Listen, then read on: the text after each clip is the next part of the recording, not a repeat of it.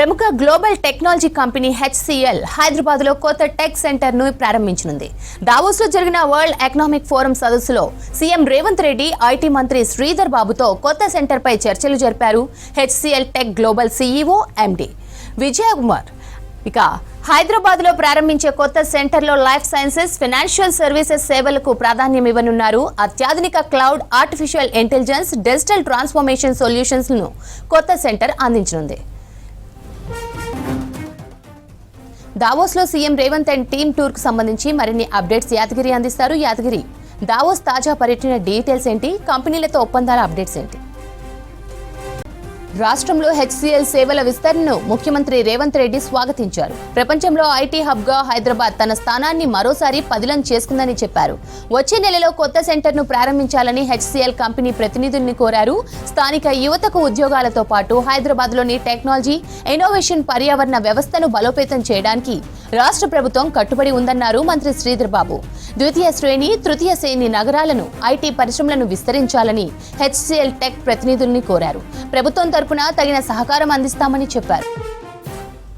దావోస్లో CM Revanth and team tour కు సంబంధించి మరిన్ని అప్డేట్స్ యాదగిరి అందిస్తారు. యాదగిరి, దావోస్ తాజా పర్యటన డీటెయిల్స్ ఏంటి? కంపెనీలతో ఒప్పందాల అప్డేట్స్ ఏంటి?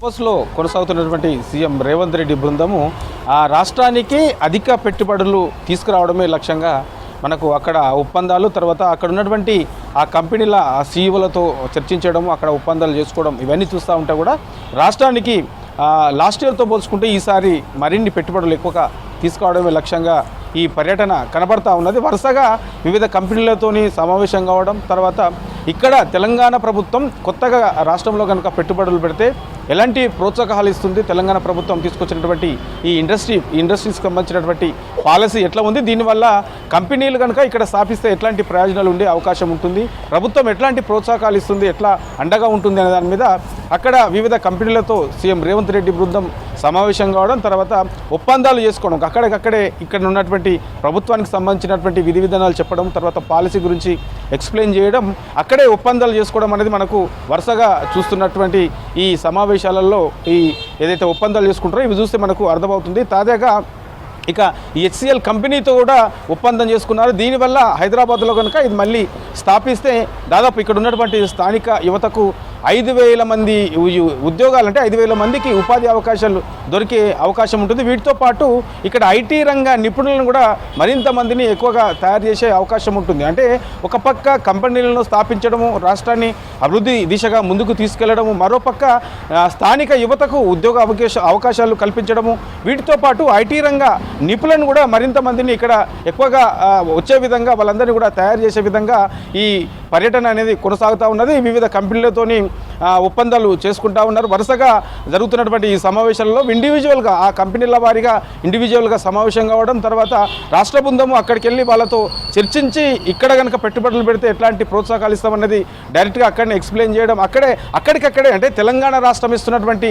ప్రోత్సాహాలు, ఇక్కడ ఉన్నటువంటి ఇండస్ట్రీస్ పాలసీని చూసి అక్కడికక్కడే ఆ చర్చలు కొనసాగుతున్న టైంలోనే వెంబడే అక్కడ ఒప్పందానికి రెడీ అవుతున్నటువంటి సిచ్యువేషన్ చూస్తున్నాం. చాలా ఒప్పందాలు కూడా చేసుకుంటున్నటువంటి ఇవన్నీ చూస్తూ ఉంటే మనకు అర్థమవుతున్నది. కాబట్టి ఈ HCL కంపెనీతోని ఇక్కడ హైటెక్ సిటీలో దాదాపు 3.20 లక్షల చదరపు అడుగుల విస్తీర్ణంలో కొత్తగా క్యాంపస్ను ఏర్పాటు చేయాలని చెప్పేసి ఒప్పందాలు చేసుకున్నారు. ఇక దీనివల్ల ఇండియన్ గ్రీన్ బిల్డింగ్ కౌన్సిల్ నుండి గోల్డ్ సర్టిఫికేట్ కూడా ఇది అందుకున్నది. కాబట్టి ఇది చాలా ప్రాధాన్యత గలటువంటి కంపెనీ కనుక ఇట్లాంటి కంపెనీలు మరిన్ని రాష్ట్రానికి వస్తే ఇక్కడ ఇప్పటికే 4th సిటీ అనుకుంటున్నారు, 4th సిటీని మరింత డెవలప్ చేయాలనుకుంటున్నారు. ఇక హైదరాబాద్తో పాటు సెకండ్ నగరాలుగా గుర్తించినటువంటి దాంట్లో కూడా ఈ ఇండస్ట్రీస్ని మరింత కంపెనీలు స్థాపించే విధంగా అక్కడ కూడా ఈ ఐటీ రంగాన్ని మరింత అక్కడికి తీసుకెళ్లాలని చెప్పేసి కూడా ప్రభుత్వం భావిస్తుంది. కాబట్టి ఈ ఒప్పందాలన్నీ కూడా చూస్తూ ఉంటే రాబోయే రోజుల్లో తెలంగాణ రాష్ట్రంలో ఐటీ రంగంలో మరింత అభివృద్ధి చెందడంతో పాటు రాష్ట్రాన్ని